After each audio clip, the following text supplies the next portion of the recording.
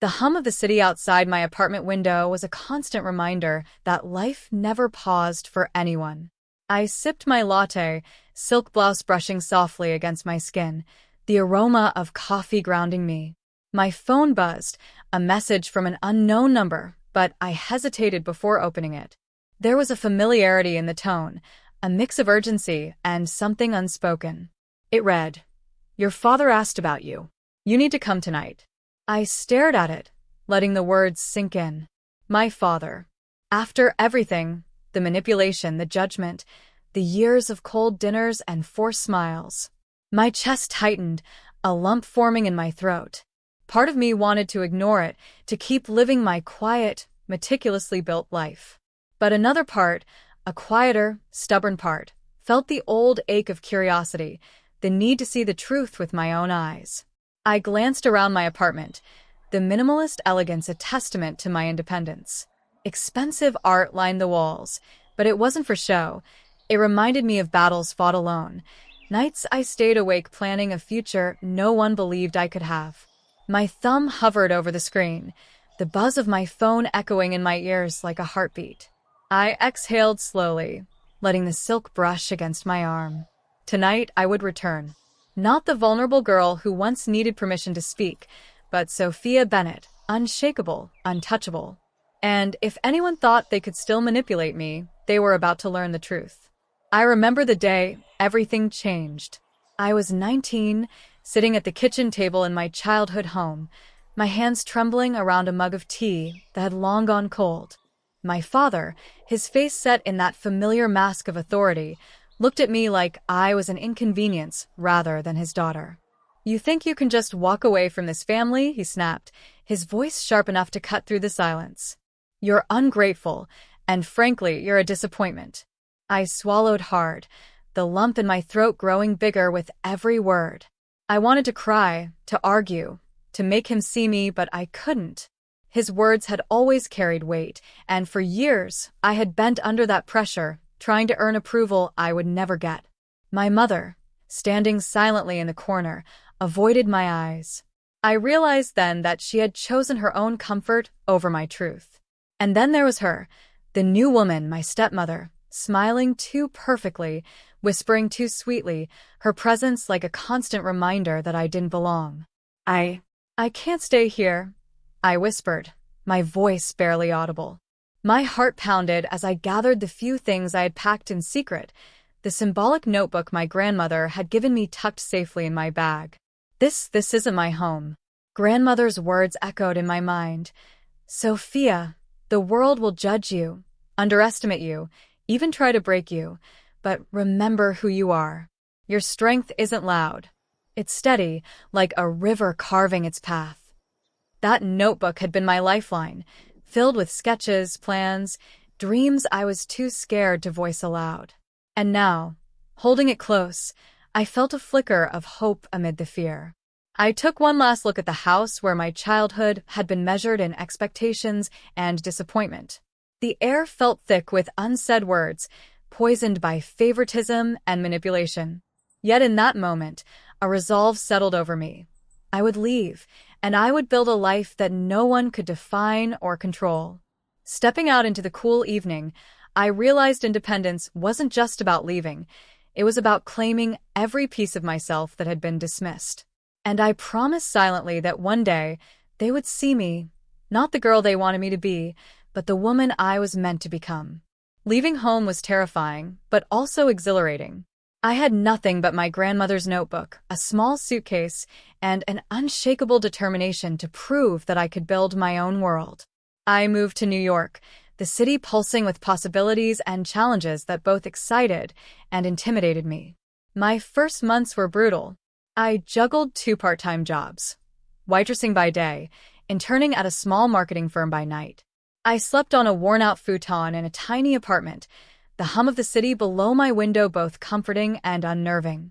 Nights blurred into mornings as I studied, networked, and experimented with ideas scribbled in that notebook.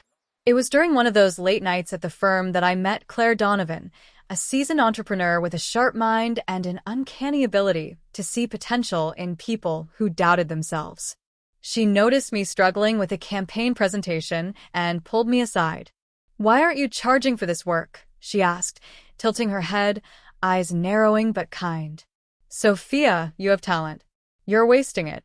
Her words were like a spark in dry grass. She took me under her wing, showing me the ropes of client management, branding, and negotiation.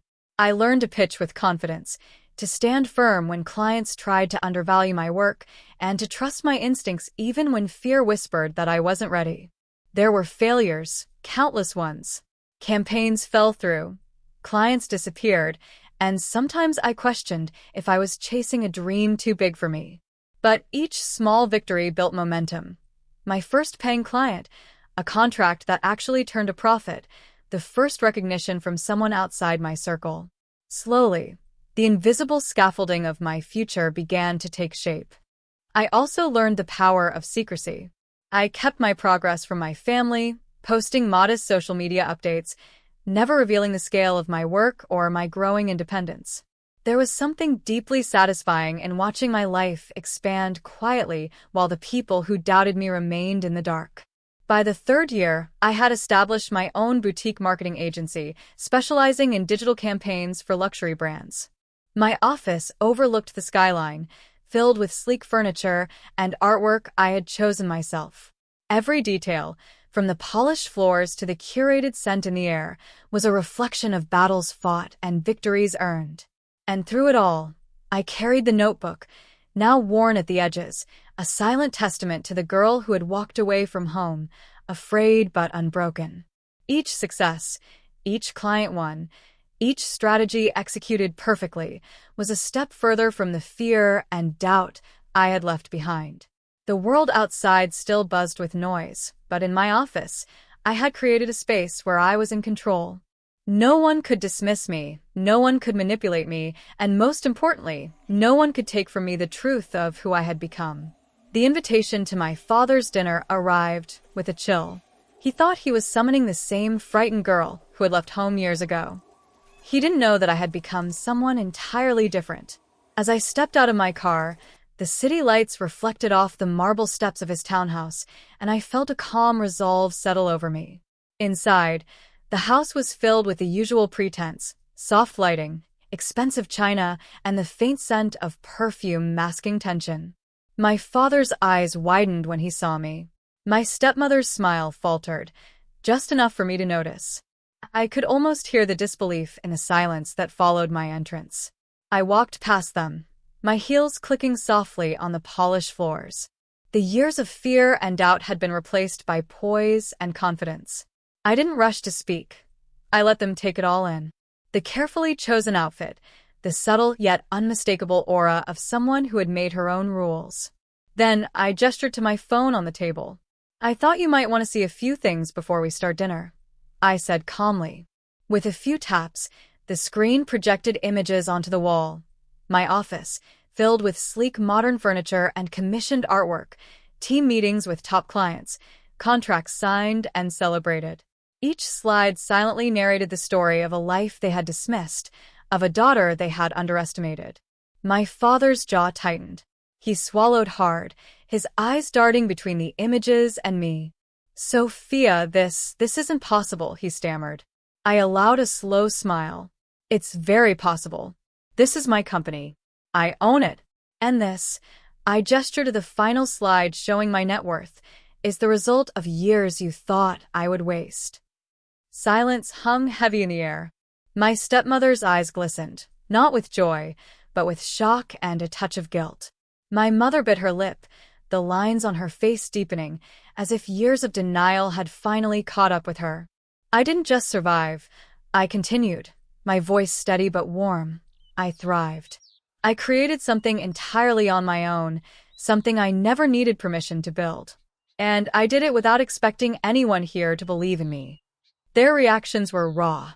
My father's face turned pale, his pride shattered by the realization that the girl he tried to control had surpassed him in ways he hadn't imagined. My stepmother looked as if the ground had been pulled out from under her carefully constructed narrative. My mother, finally, whispered my name, a mixture of wonder and remorse in her voice. For a moment, I let the silence speak for me. I didn't need to yell or argue. The truth was loud enough on its own.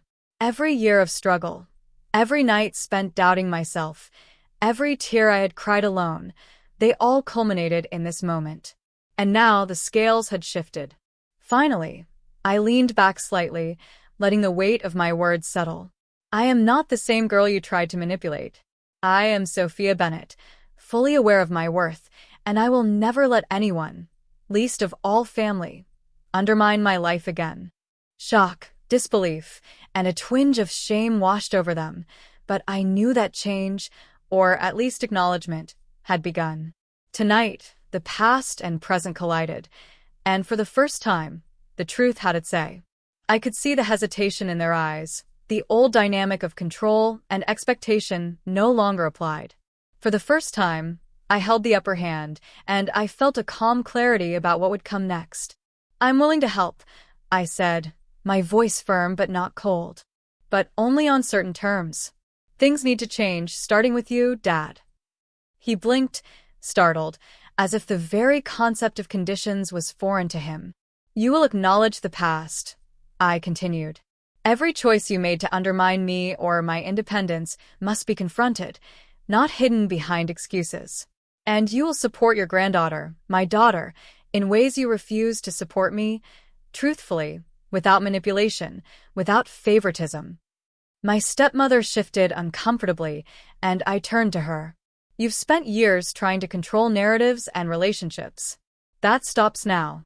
You will drop toxic behavior, stop comparing children, and focus on genuine connection.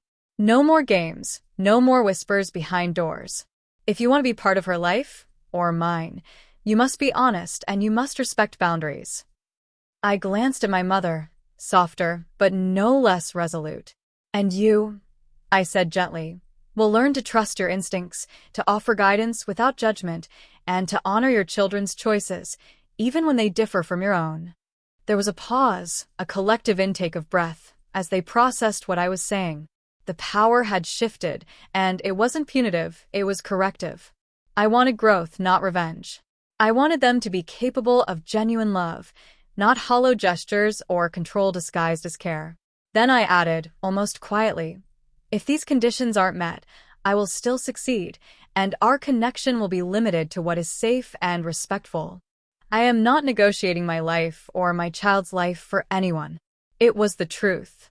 My confidence wasn't just in my wealth or achievements.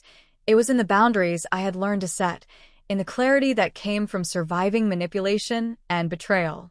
I was no longer the girl who cowered at harsh words or hid behind polite smiles. I was a woman who had built a life on her own terms, and now I dictated the rules for interaction. Their expressions ranged from disbelief to cautious hope. I saw tiny flickers of recognition in their eyes, a possibility that change was not only necessary but attainable. I didn't need them to love me perfectly, only authentically. And in setting these conditions, I gave them a chance to prove themselves, while safeguarding the life I had fought so hard to create. Finally, I leaned back, letting the weight of my words settle. The room was silent, yet charged. I could feel the shift, a balance tilting toward fairness, honesty, and accountability. Tonight, the scales weren't just tipped in my favor, they were reset entirely.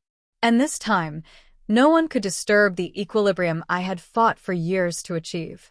Weeks passed after that dinner, and change unfolded slowly, but unmistakably. My father began to show up for my daughter's school events, awkward at first, yet genuine in his attempts to connect. He no longer tried to control, but listened, laughed, and even admitted mistakes. My stepmother followed suit, letting go of petty rivalries and stepping into moments of warmth she hadn't allowed herself before. My mother, finally unburdened by judgment, seemed lighter, more present, and genuinely proud without the usual caveats. I watched all of this with a quiet satisfaction, not because I wanted to dominate, but because I had reclaimed the narrative of our family. I realized that the true power I wielded wasn't in wealth or accolades, but in the ability to enforce boundaries, demand respect, and nurture authenticity. One afternoon, I found myself flipping through the notebook my grandmother had given me. the one that had accompanied me through fear, sleepless nights, and triumphs. Its pages were worn and faded, sketches and scribbles of dreams long since realized. I ran my fingers over the handwriting, feeling a rush of gratitude for the woman who had instilled in me the courage to carve my own path. My daughter peeked over my shoulder, curiosity sparkling in her eyes. "Mom, is this how you became you?" she asked, pointing to the pages filled with early plans and doodles. I smiled, brushing a strand of hair behind my ear. "Yes, sweetheart. Every page, every challenge, every night I thought I couldn't go on, it all led me here. And now, you'll have your own pages to fill, without anyone telling you they know better than you." Standing by the window later that evening, I watched the city lights twinkle below, a reflection of all the battles and victories that had brought me here. The pain I had endured, the betrayals, the doubts, they were no longer weights but reminders of resilience. I had become a woman defined not by fear or manipulation, but by strength, independence, and grace. I tucked the notebook away, a symbol of my journey, and whispered to myself, a final declaration to the universe. I am my own story, unshakable, unapologetic, and free. And in that quiet affirmation, I felt complete, at peace with the past, empowered in the present, and ready for the future I had chosen, on my own terms.